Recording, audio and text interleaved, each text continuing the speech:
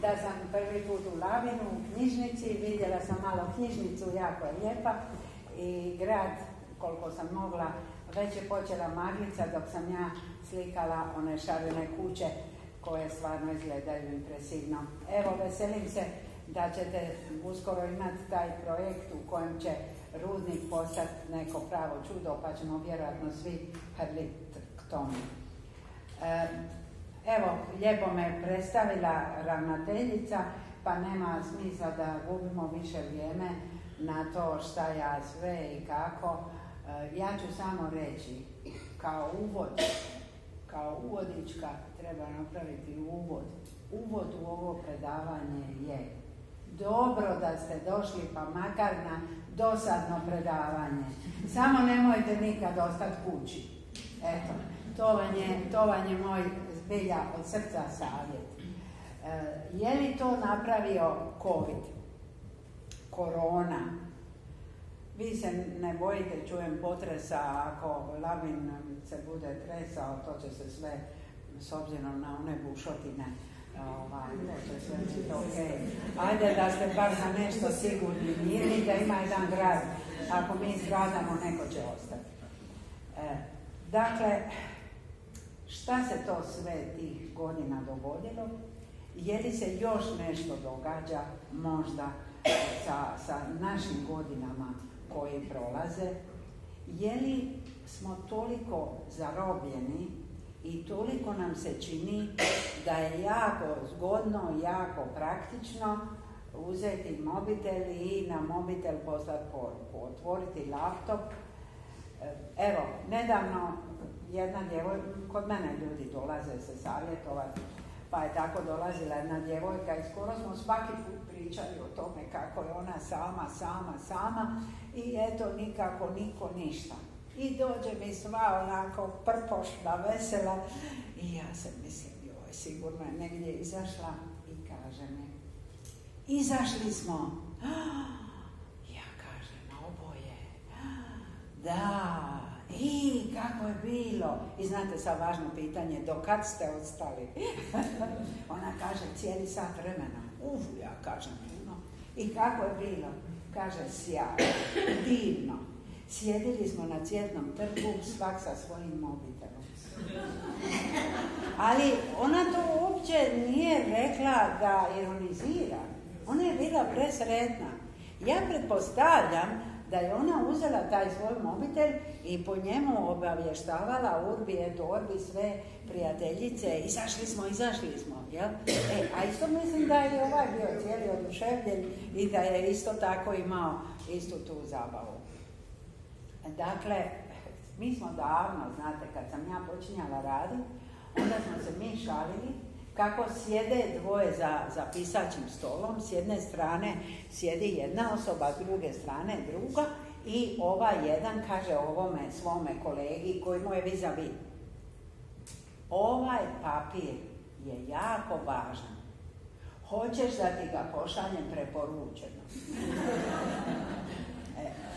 Pa tako je to nekad se izmijavalo da mi nemamo ljudski kontakt.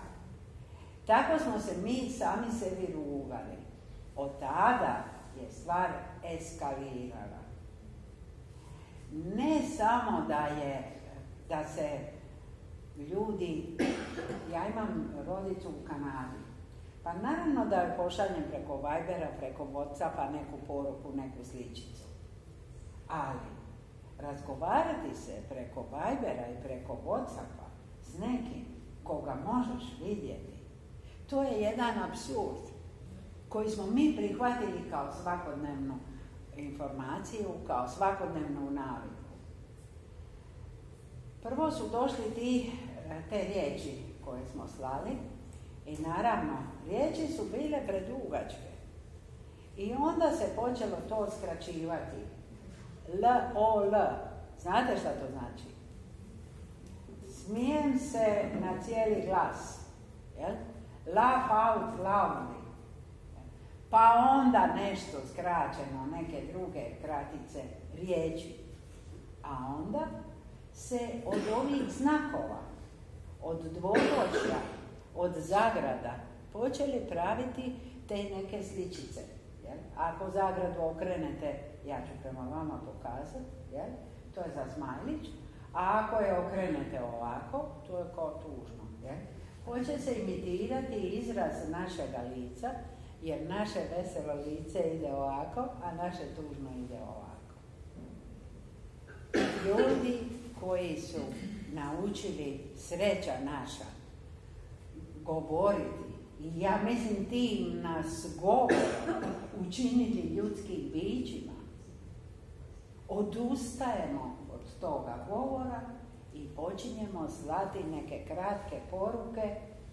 Ma ko što je pračovjek negdje u onim francuskim pećinama, znate, crtao lovca i jelena. Zašto natrag? Zašto nemamo vremena? Zašto nam je toliko dosadno da bi se s nekim susreli i razgovarali? Davno su moji kolege psiholozi istraživali koliko informacija mi dobijemo verbalno, a koliko dobijemo po govoru tijela. I neki tvrde da je čak 90% informacija govor tijela. Ja dođem i kažem, o, dobro večer, baš mi je drago da sam došla u Labin. Ili ja dođem pa kažem, a dobro večer, ja mislim, koliko vas je, bajno, ja zašto koliko ljudi. Ja mogu isti tekst govoriti, ali sa različitom gestikulacijom, sa različitim govorom tijela, ja šaljem jednu poruku i drugu. Mi smo se ismijavali kako je bio jedan koji je, nažalost, morao pratiti svoga prijatelja pokojnoga, jeli? Pa je došao kod odra, pa je ovako napravio. Ko ode ti, htio je prekrižiti, ali mu je to bilo malo, pa je onda ovu vodoravnu crtu pretvorio u ode ti. Kako ćemo mi međusobno komunicirati kad se i sa riječima jako teško koji put sporazumimo i riječi plus geste, ajde još nešto, govor tijela još nešto. A sve to smanjiti. Nemamo vremena. Kako nemamo vremena?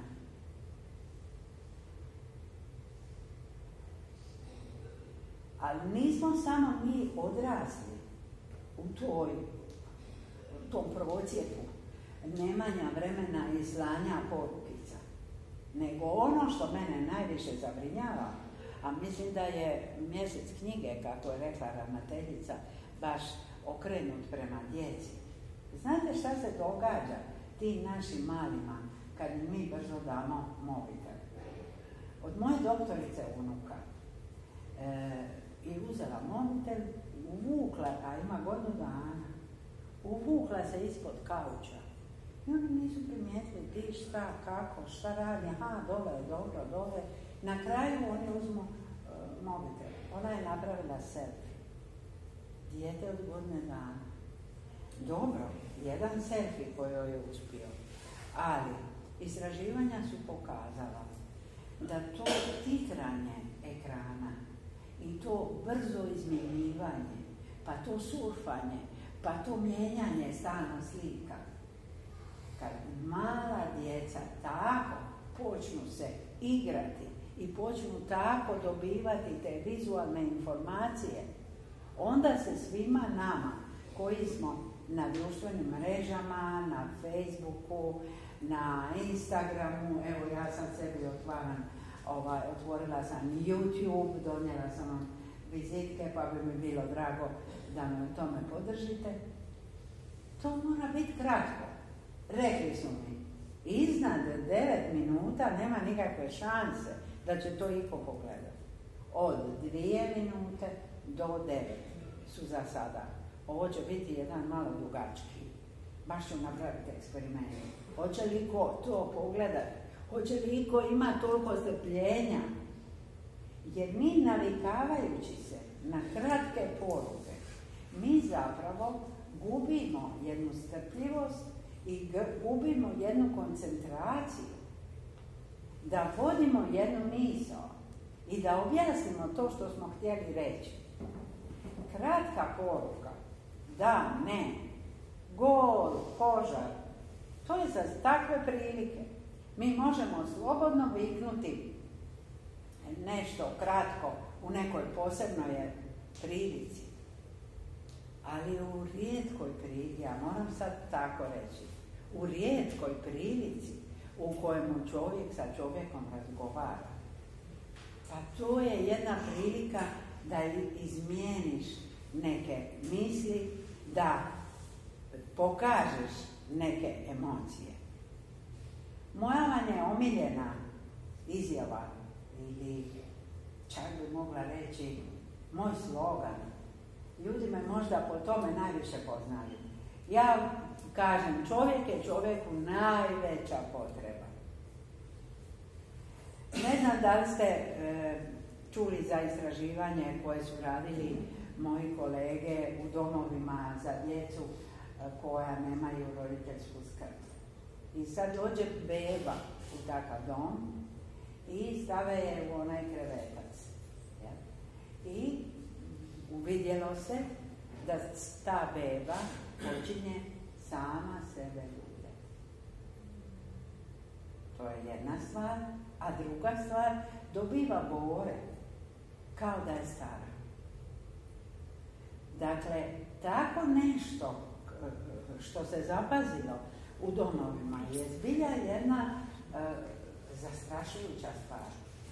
A mi za našu djecu koja su s nama, za naše unuke, za naše susjede, mi nemamo vremena. Evo, baka ti je kupila mobitel, sjedni pa se igraj. Dođi kod mene pa ću ti ja ću ti pustiti crtani. I to je kao neko obećanje. Kako su prije bake primile na krilo, pa pričale priče. Da li to roditelji sada rade? Vi ćete reći poslije možda u raspravi nakon ovoga moga uvoda. Da li je to sada uopće sastavni dio našeg roditeljstva, naše obaveze prema našim unucima? Možda imamo neko dijete koje je od naše sestre, nekog nećaka. Možda imamo nekoga gosta koji je došao sa djetetom, pa hoćemo li to dijete na neki način podržati i prihvatiti. Ne može se to tako da se tako ružno izrazim, tutneš u ruke, nešto čime će se on zabaviti pa da ne gnjavi. Zbog takvog odnosa se i u roditeljstvu i u braku događa jedna cijela tragedija o kojoj ima puno istraživanja, a to je usamljenost u braku, usamljenost u obitelji. Vi jeste u nekom na papiru odnosu, ali ne razgovarate. Šutnja, ako bilo ko šta kaže, čekaj, momte, samo da pogledam na ovu emisiju. Ili, reci, sve te ja slušam. Kako može jedno i drugo? Čak i ako može, nije lijepo. Možda nije ni stvar u tome samo da sluša, nego da pogleda, da komunicira, da pokaže interes. Vjerojatno ćete postaviti jedno pitanje, pa ću ja već bez vašega pitanja pokušati odgovoriti. Stvari koje su u odnosima sa ljudima otišle tako daleko, da je to ima slika, nema ton, kako se kaže. Jeli, kako ti je doma, ma pusti, ima slika, nema ton. Ali možda oni nisu u svađi. Oni samo nemaju vremena, jer ona upravo nešto važno kuha. Ako ona sad ne gleda u taj lonac, ne znam šta će se dogoditi, ali on isto nešto gleda isto veoma, veoma važno ili oboje, svaki na svom mobitelu.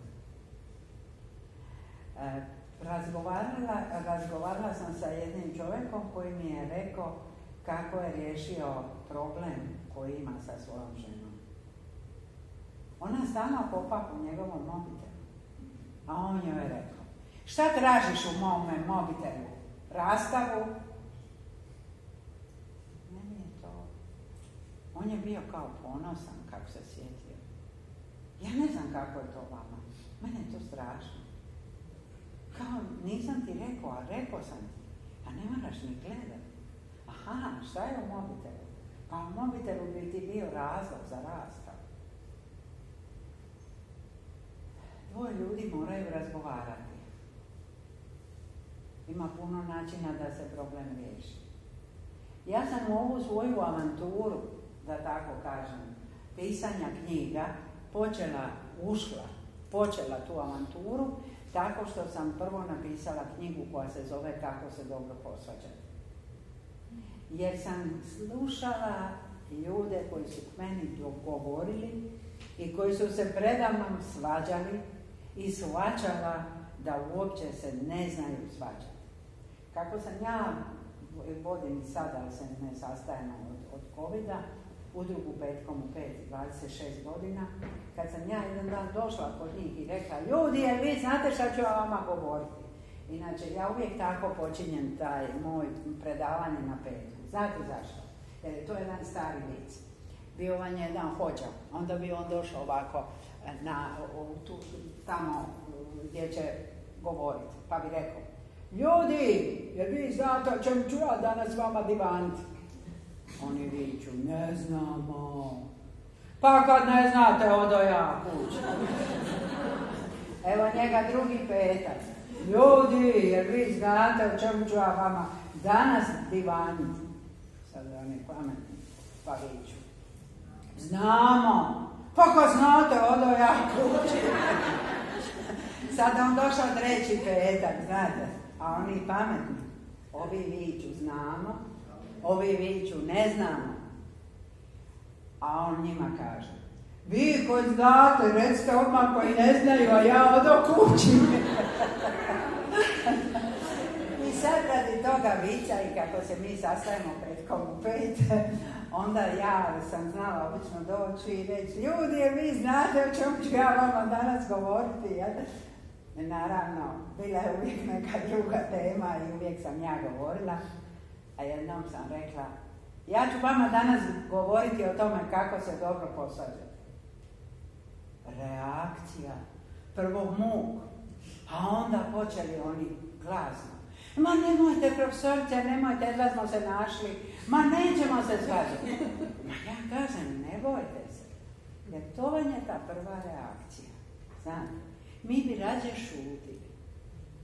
Mi bi rađe gledali u svoj mobitel, u laptop, možda čak i u knjigu neku čitali, gledali neki TV program koji nas uopće ne zanima, jer mislimo da bi početak razgovora koji bi trebao razriješiti neki problem, možda bila neka svađa, pa ajmo mi umaknuti se od toga, ajmo mi to preskočiti, ajmo mi prešutiti. Kad konačno jedan par dođe na razgovor, neki dođu i kod mene, onda ja pitam, pa na što se vi žalite? Pitam gospođu. Ona meni kaže, on meni nikad nije rekao da me voli. On kaže, laže, rekao sam joj. Pa kad ste joj rekli? Pa prije 4 godine kad smo se ženili. Svaka je njegova zlatna, znate, teško je reći. Ne navijam za ono što slušamo u nekim filmovima, znate, I love you, I need you, I already miss you. Znate, 1000 puta se kaže takve neke stvari. Ne sugeriram nikome i nisam za tu jednu poplavu, znate, tih riječi koje nemaju težinu. Ali nisam ni za šutnju. Nisam zato da se stvari podrazumijevaju. Šta se dogodilo nedavno? Pročitala sam. Priše jedna žena kako su se oni udaljili radi toga šta muž radi noćnu smjenu, a ona dnevnu. I oni se de facto sretnu pred kućom, ova ide na posao, a on se vraća s posla. I oni ipak spuste prozorčić i kažu jedno drugome, volim te, ona njegu i on njoj, volim te. I poslije jedno mjesec dana susjed, neki tu valjda ili izdalje ga, ne znam, prolazi, mahne njoj. I ona zaustavi i kaže, šta trebate? Ma kaže, gledam ja vas dvoje. Pa vi biste se stvarno trebali upoznati.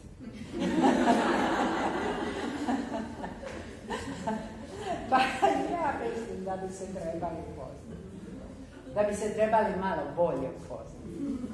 Da bi trebali naći neko vrijeme u kojem će izmijeniti još neke riječi.